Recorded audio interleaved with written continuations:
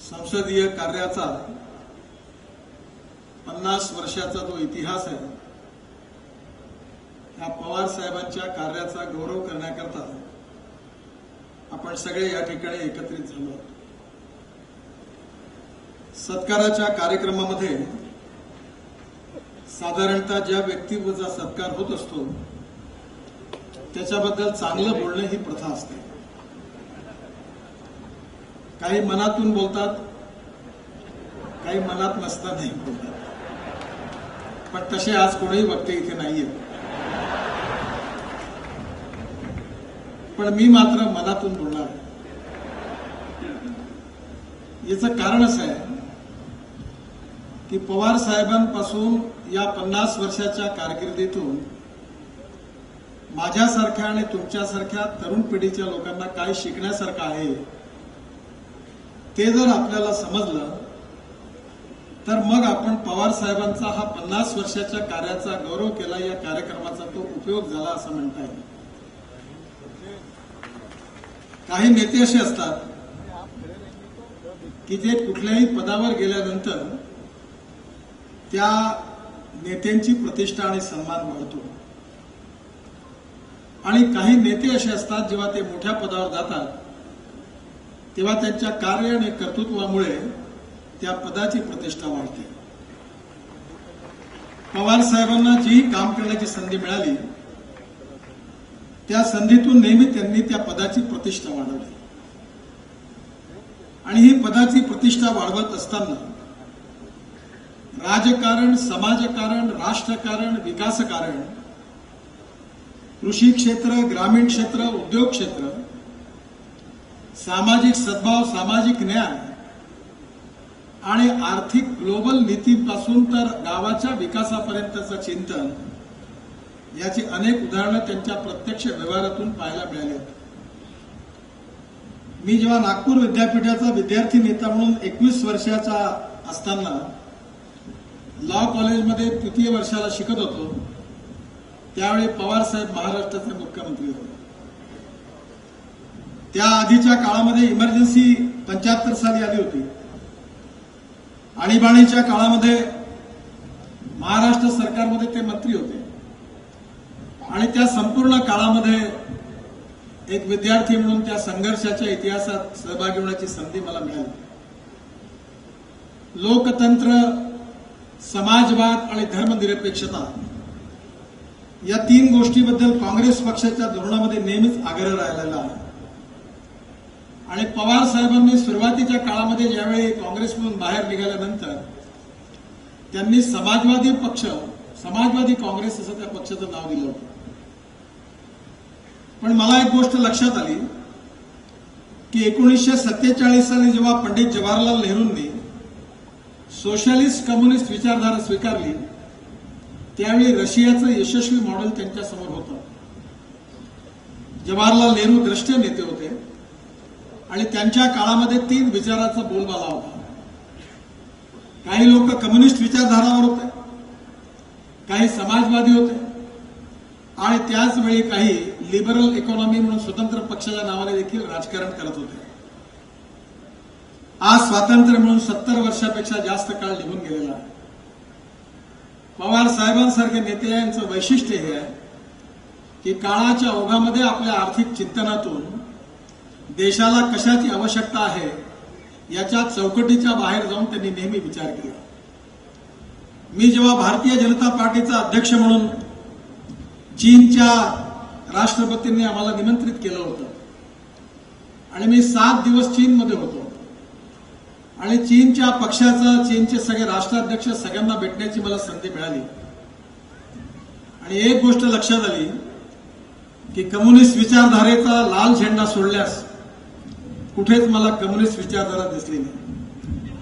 त्यावेळी मी चीनच्या कम्युनिस्ट राष्ट्राध्यक्षांना विचारलं की तुम्ही अमेरिकेच्या लिबरल इकॉनॉमीचा आधार घेऊन काम करता आहात, आणि मार्क्स आणि लेनिननी जो सिद्धांत सांगितला त्याच्या विचाराशी जोडणारी तुमची कृती नाही आहे.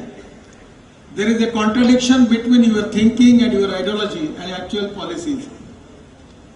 तेव्हा त्यांनी मला उत्तर दिलं की माझा विचार जे आहे ते याकरता महत्वाचे आहे की कोणता विचार अंगीकार केल्यानंतर माझ्या देशाचा विकास होणार आहे ती माझी प्राथमिकता आहे. जे काल होतं ते आज नाही आणि आज आहे ते उद्या नाही. आणि म्हणून गरिबी, भूकमरी आणि बेरोजगारी दूर करायची असेल तर व्यावहारिक आधारावर पुढे कसं गेलं पाहिजे याचा विचार करून आम्ही आमची धोरणं ठरवलेली आहेत. आज कम्युनिस्ट विचारधारा रशियापासून चीनपर्यंत संपली. हंगेरी नावाच्या देशामध्ये बुडापेस्ट नावाचं शहर आहे. त्या शहराच्या एका बगीच्यामध्ये खूप पुतळे उखडून एका कोपऱ्यात ठेवलेले आहेत आणि ते कार्ल मार्क्स पासून लेनिनपर्यंत सगळ्यांचे पुतळे आहेत. मी जेव्हा तिथे गेलो तेव्हा तिथल्या अम्बॅसिडरला विचारलं असं का केलं, तर त्यांनी मला सांगितलं की लोकांना कम्युनिस्ट विचारधारेच्या विरुद्ध एवढा क्षोभ झाला की त्यांनी चौकातले पुतळे उखडून फेकले, ते कोपऱ्यात ठेवलेले आहेत. पण मी केवळ कम्युनिस्टांबद्दल बोलतो असं नाही, समाजवादी बाबतीत देखील आज स्थिती झालेली आहे. ज्यांनी समाजवादी पार्टी म्हणून विचार स्वीकारला त्यांना देखील काळाच्या ओघामध्ये बऱ्याच गोष्टी कळल्या. आणि मी ज्या विचारधारेवर काम करतो त्या देखील मी नेहमी सांगतो की जे माणसं इतिहासामध्ये, आर्थिक विचारामध्ये पुस्तक लिहितात त्यांनी लिहिलं असेल की हत्ती म्हणजे हा आहे आणि आपण तेच जर लक्षात ठेवलं तर कधी कधी आपल्या लक्षात येतं की आपण ज्याला हत्ती समजतो तो हत्ती नाहीये, तो घोडा आहे.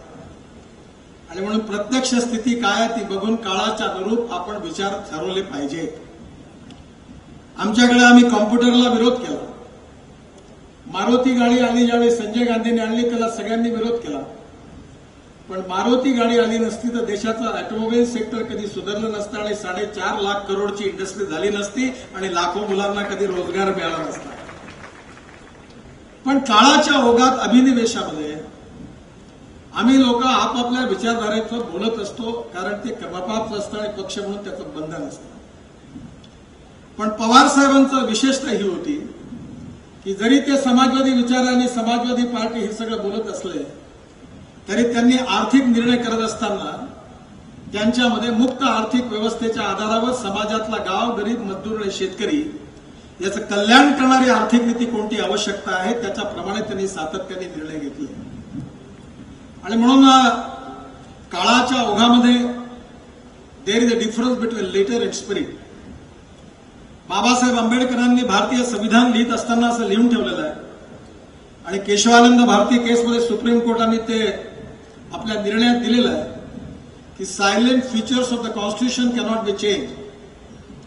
पण त्याचबरोबर त्यांनी हे लिहून ठेवलेलं आहे की there is a difference between letter and spirit. आणि म्हणून ज्या ज्या विचारधारेच्या ज्या ज्या थोर पुरुषांनी त्या त्या काळामध्ये जे जे विचार लिहून ठेवलेले आहेत ते विचार श्रेष्ठ आहेत. पंडित जवाहरलाल नेहरूजींनी मांडलेला विचार असेल, डॉक्टर राम मनोहर लोहियांनी मांडलेला विचार असेल किंवा कम्युनिस्ट पार्टीच्या विचाराच्या आधारावर मांडलेला विचार असेल, पण काळाच्या ओघामध्ये पुस्तकातल्या विचाराला व्यावहारिक आधारावर जोडून समाजाच्या हिताकरता काय आहे, कशातून रोजगार निर्माण होणार आहे, कशातून गरिबी दूर होणार आहे, कशातून शोषित पीडित माणसाचं कल्याण होणार आहे याचा पूर्ण दृष्टिकोन समोर ठेवून व्यवसाय अनुकूल, युगानुकूल आणि गरिबाभिमुख आणि विकसनशील आणि त्याचबरोबर केंद्रबिंदू गरीब माणूस मानून आर्थिक निर्णय करण्याची आवश्यकता होती आहे. आणि म्हणून मला थोडंसं जे अर्थशास्त्र समजलं त्यावेळी पवार साहेबांनी नेहमी विकासाचं राजकारण केलं. मी जेव्हा महाराष्ट्रामध्ये पहिला बीओटी रोडचं काम सुरू केलं त्यावेळी जयंतराव इथे आहेत पाटील आणि आर पाटील होते. त्यांनी मला असा प्रश्न विचारला होता की तुम्ही महाराष्ट्रात रस्ते आणि पूल आता बीओटीवर बांधायला सुरुवात केलेली आहे, तुमचं सरकार तुम्ही बीओटीवर चालवायला का देत नाही असा विधानसभेत प्रश्न विचारला. परंतु नंतरच्या ओघामध्ये बीओटी सगळे सरकार बदलले, ते कंटिन्यू झालं. याचं कारण तुम्ही सगळ्या गोष्टीचं नाटक करू शकता, पैशाचं करू शकत नाही आणि त्यामुळे त्या विचाराला लोकांनी स्वीकारलं. आणि ज्यावेळी मनोहर जोशींकडे मिटिंग झाली एक्सप्रेस हायवे करता तेव्हा पवार साहेबांनी सांगितलं की इथल्या शेतकऱ्यांचे प्रश्न सुटले पाहिजे. मला टेन्शन होतं की आज पवार साहेब काय भूमिका घेतात, एक्सप्रेस हायवे बांधता येईल की बांधता येणार नाही. त्यावेळी कृष्णराव बेगडे म्हणून आमदार होते विधान परिषदेमध्ये आणि त्यांनी पहिलं भाषण केलं आणि शेतकऱ्यांना 10 लाख रुपये एकर त्यावेळी मिळाले पाहिजे अशी भूमिका मांडली. आता 10 लाख रुपये एकर त्यावेळी दिले तर हायवेची किंमतच बांधणंच शक्य नव्हतं. पवार साहेबांनी त्यांना थांबवून सांगितलं. तिथे मला पवार साहेब सगळ्यात पहिले ओळखायला मिळाले त्यांनी सांगितलं, कृष्णराव, शेतकऱ्यांच्या जमिनीचा योग्य मोबदलाही मिळाला पाहिजे आणि महाराष्ट्राच्या विकासाकरता एक्सप्रेस हायवे पण झाला पाहिजे. या दोघांचाही मार्ग आपल्याला काढायचा आहे. हे मांडणारा पहिला त्यांचा विचार, त्याची परिचयाची ओळख मला झाली. आणि म्हणून त्यांनी वेळोवेळी जे निर्णय घेतले ते लोकाभिमुख होते. आर्थिक विचारावर कोणाची छाप नव्हती. शेतकऱ्यांच्या हिताकरता काय आहे. आणि मग एकीकडे गरीब शेतकऱ्यांमध्ये ते लोकप्रिय राहिले, तर दुसरीकडे कॅपिटलिस्ट थिंकिंग करणाऱ्या कॉर्पोरेट सेक्टरला देखील ते आपले वाटायला लागले. पण आपल्यामध्ये अशी प्रवृत्ती निर्माण झाली, काही लोक बोलायला घाबरतात, मी काही बोलायला घाबरत नाही. आपल्याला संपन्न माणसाबद्दल आणि इन्व्हेस्टमेंट करणाऱ्या माणसाबद्दल द्वेष आहे. कारण मी पण भीक मागितलं, माझ्या भाऊला सगळ्यांनी भीक मागितलं, मला मोठा आनंद होतो. पण एखाद्याच्या बाजूच्या घरात जर पोटभर जेवण झालं तर सगळे त्याच्या विरोधात की आम्ही सगळे भुके आहोत, पण याला जेवायला का मिळालं. कारण आम्हाला लोकांचा विकास सहन होत नाही. पण जोपर्यंत हजारो लोकांचा विकास होणार नाही आणि कॅपिटल इन्व्हेस्टमेंट येणार नाही, तोपर्यंत हजारो रोजगार निर्माण होणार नाही. आणि रोजगार निर्माण झाले नाही तर गरिबी दूर होणार नाही. आणि त्यामुळे या नवीन आर्थिक चिंतनामध्ये अमेरिकन लिबरल इकॉनॉमी जी होती त्याचेही काही धोके आहेत. ते एकांगी आहे. आणि कम्युनिस्ट आणि सोशलिस्ट थिंकिंग देखील एका टोकावर आहे.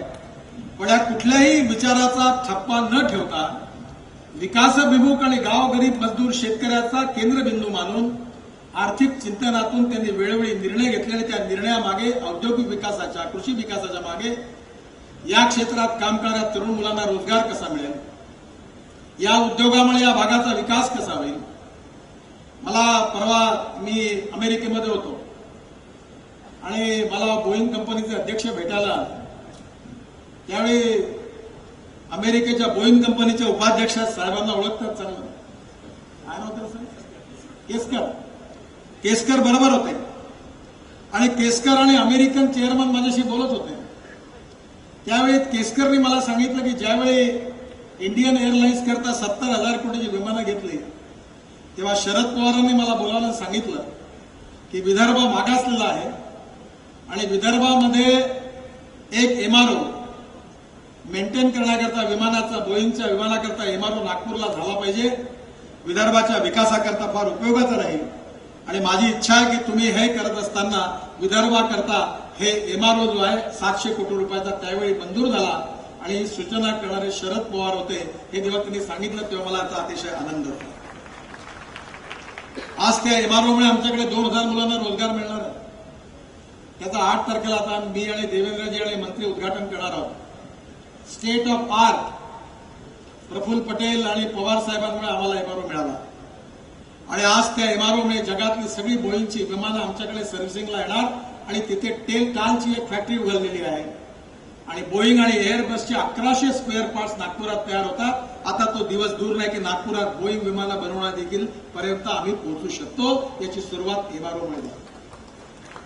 त्यामुळे पवार साहेबांच्या चिंतनातला विकासात्मक दृष्टिकोन हा मला नेहमी आवडला. दुसरं, ग्रामीण आणि कृषी क्षेत्राबद्दलची संवेदनशीलता आहे त्यांची विशेषता आहे. द्राक्ष उत्पादक शेतकरी असो, कांदा उत्पादक शेतकरी असो, ऊस उत्पादक शेतकरी असो, कापूस उत्पादक शेतकरी असो. कारण आपल्या इथल्या राज्यकर्त्यांमध्ये मोकळेपणे बोलायची संधी नसते. जर एकाधिकार कापूस खरेदी महाराष्ट्रात नसती आली तर महाराष्ट्रातल्या कापूस उत्पादक शेतकऱ्यांचं भविष्य बदलून गेलं असतं. पण एकाधिकाराला सरकारी यंत्रणा आली, कापसाच्या रुईमध्ये जोडे टाकले, माती टाकली, कापूस निर्यात केला, गाठी बदनाम झालं, पूर्ण एकाधिकारात घाटा झाला, सत्यानाश झाला आणि बाजारभावापेक्षा शेतकऱ्यांना कमी भाव मिळायला लागला. पण आमची बोलायची हिंमत नव्हती. कारण बोललं तर लोक काय म्हणतील. आता पवार साहेबांच्या माझ्यात थोडा फरक आहे. मी नेहमी लोकांना पटलं तर द्या मत, नाही तर नका, मी आहे तसाच आहे. खरं बोलायचं तर बोललंच पाहिजे.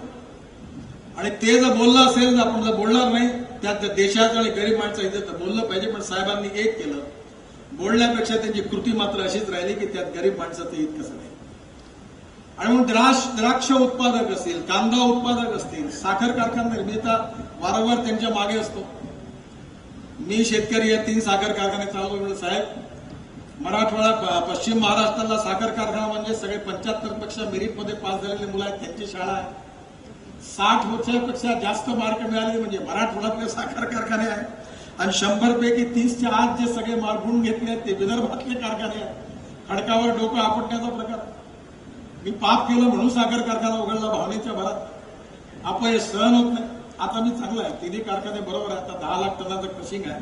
पण माझ्या आयुष्यातली अनेक वर्ष मी फुकट घातली. पण या परिस्थितीमध्ये यामध्ये कसा बदल करता येईल? Ethanol, biodiesel, bio CNG, electric, methanol आणि आता सेकंड जनरेशन इथेनॉल. मी नेहमी त्यांच्या मागे लागतो, साहेब तुम्ही बोला, तुम्ही एकदा मोदींना जाऊन सांगा, मी आहो बाकीचं फॉलोअप करा, तुम्ही फक्त पुश करा.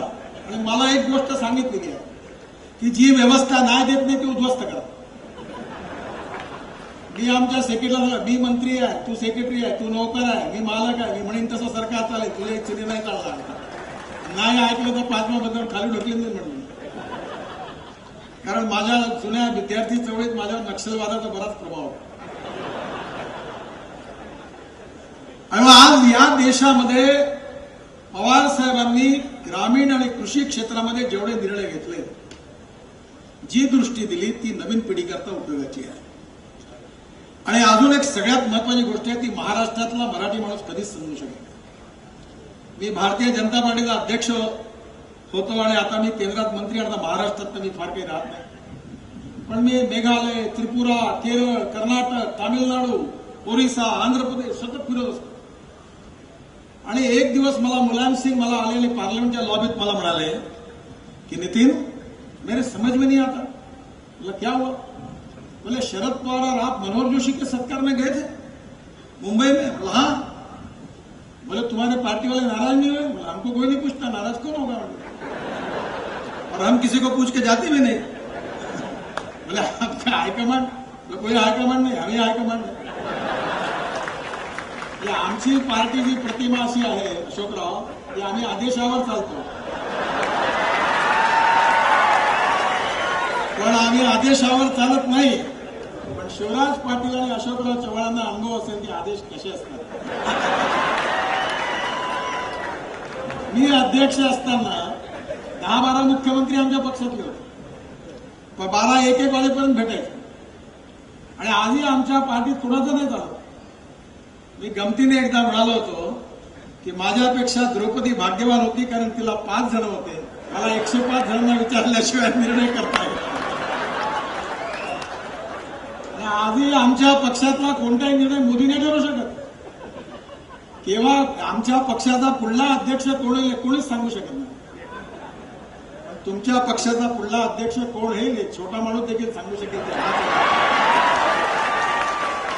म्हणजे मी टीका नाही करत आहे, घेऊ नका. पवार साहेबांनी लोकशाहीवर श्रद्धा ठेवून, मी आता गमतीने म्हणलं की साहेब कुशल संघटक आहे, ते नेहमी सरदारांना एकत्रित केलं. आमच्या पक्षामध्ये काँग्रेस आणि आमच्या पक्षामध्ये जे ग्रामपंचायतीत निवडून नाहीये ते लोकसभेत निवडून येतात, कारण आमचा पक्ष हवेवर चालतो. हे खरंच आहे, कारण आमच्याकडे कोणाला. पण पवार साहेबांनी जेवढे लोक निवडले तो प्रत्येक जिल्ह्यातला दमदार नेता आहे, तोही हुशार आहे.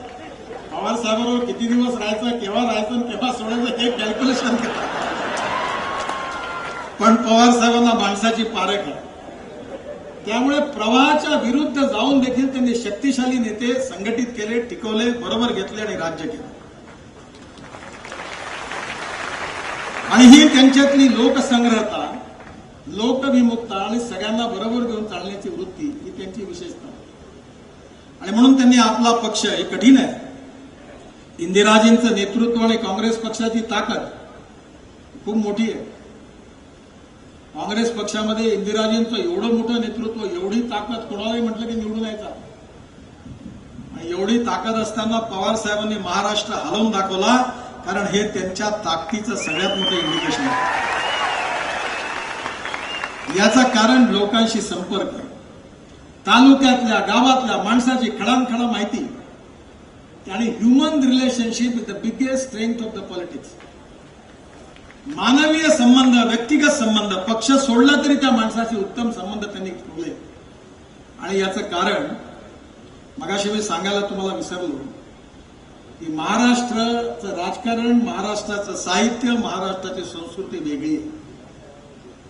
यशवंतराव चव्हाणांनी महाराष्ट्राला जो वारसा दिला, या महाराष्ट्रामधलं नेतृत्व जे आहे ते मनाने मोठं होतं. आमचे 2, 4, 5 आमदार असताना देखील पवारसाहेब माझ्याशी चांगले वागले. दत्ता मेघे साहेबांचं मी नेहमी लक्षात ठेवतो.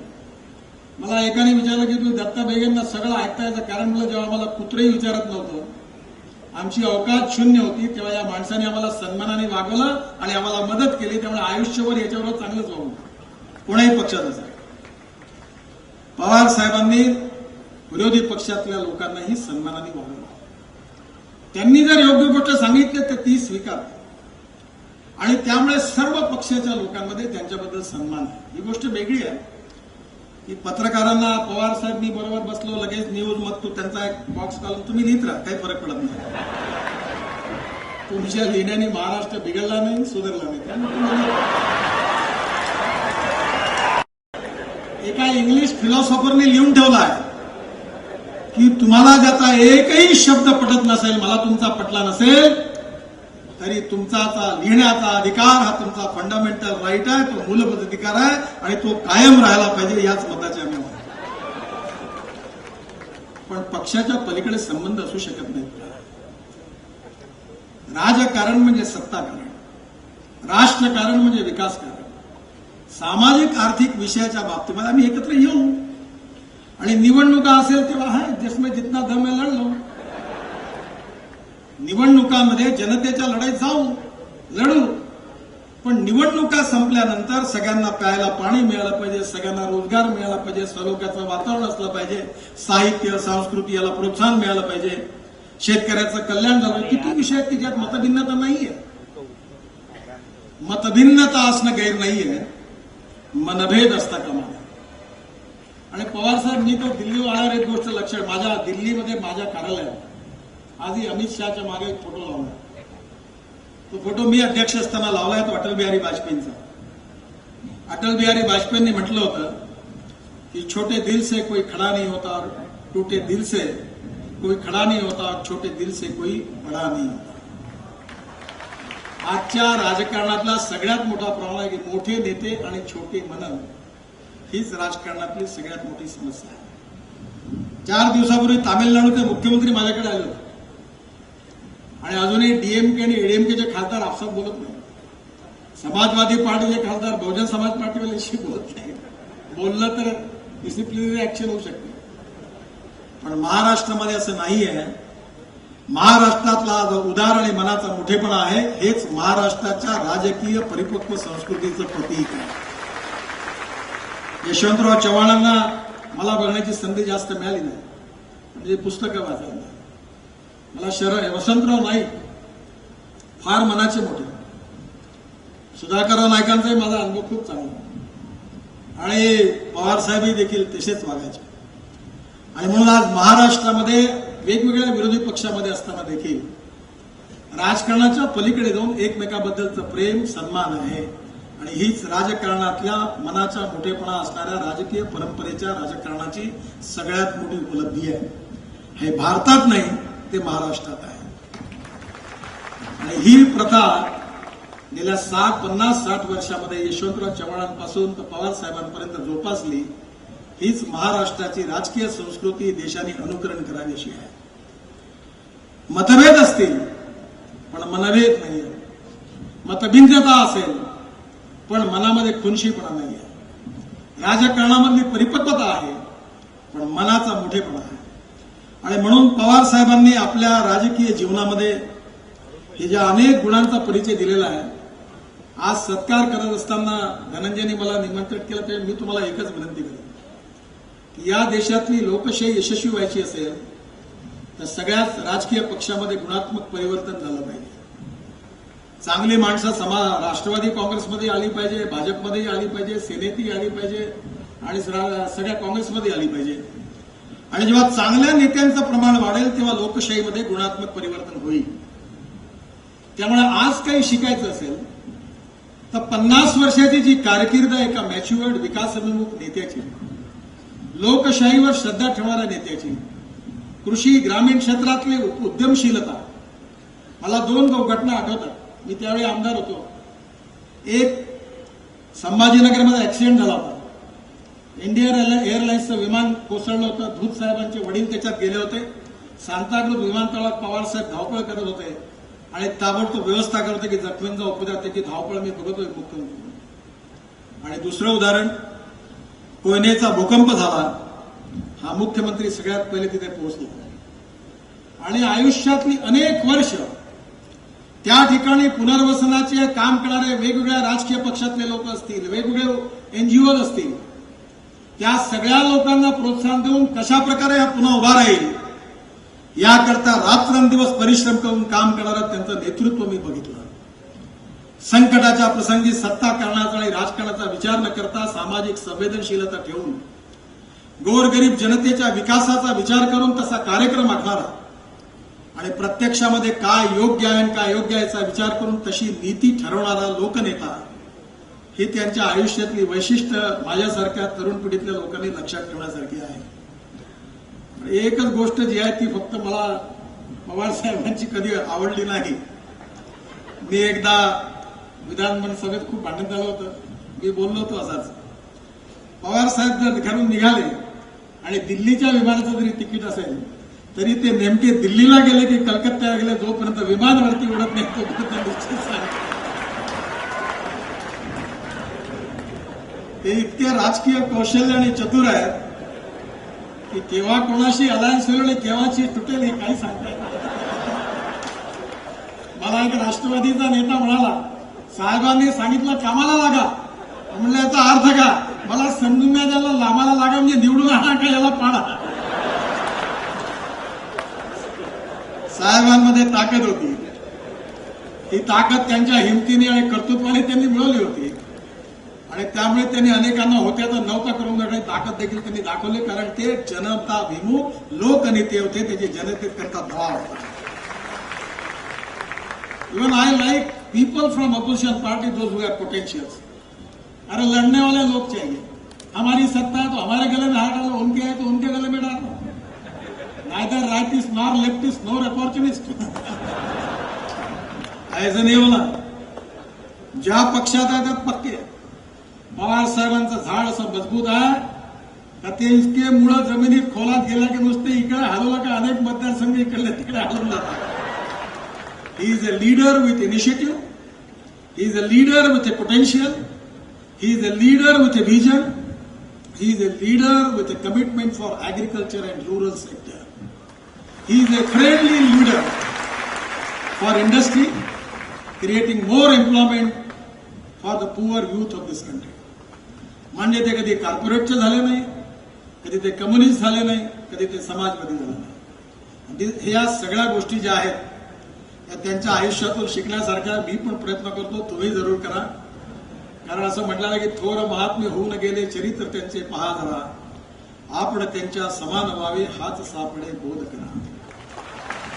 त्याच्यामुळे no one is perfect and no one can claim that he is perfect. उत्तम अधिक उत्तम सर्वोत्तम up to infinity. You cannot catch your own image. त्यामुळे ज्याच्यात जे चांगलं आहे ते आपण जर घेऊ तर हा मोठं बनण्याचा एक मार्ग आहे. आणि महाराष्ट्राच्या या राजकारणाच्या या 50 वर्षाच्या संसदीय इतिहासामध्ये पवार साहेबांकडून शिकण्यासारख्या अनेक गोष्टी आहेत. त्या गोष्टी जर आपण शिकू शकलो तर भविष्यातला महाराष्ट्र हा देशात नव्हे तर जगात देखील एक आदर्श राज्य झाल्याशिवाय राहणार नाही असा माझा विश्वास आहे. पवार साहेबांना उदंड आयुष्य मिळावं, त्यांचं मार्गदर्शन सगळ्यांना होत राहावं. ग्रामीण आणि कृषी क्षेत्रात आजचं चित्र बरचसं बदललं पाहिजे, याकरता त्यांचे प्रयत्न कामास येऊ, त्यात त्यांना यश मिळव आणि आपण सगळेजण आपल्या शुभेच्छा त्यांना देऊ. निश्चितपणे अनेक वर्ष त्यांचा मार्गदर्शन आपल्या सगळ्यांना मिळत राहील असा विश्वास व्यक्त करतो. पुन्हा एकदा त्यांना हृदयातून खूप खूप शुभेच्छा देतो आणि माझं भाषण संपवतो. धन्यवाद.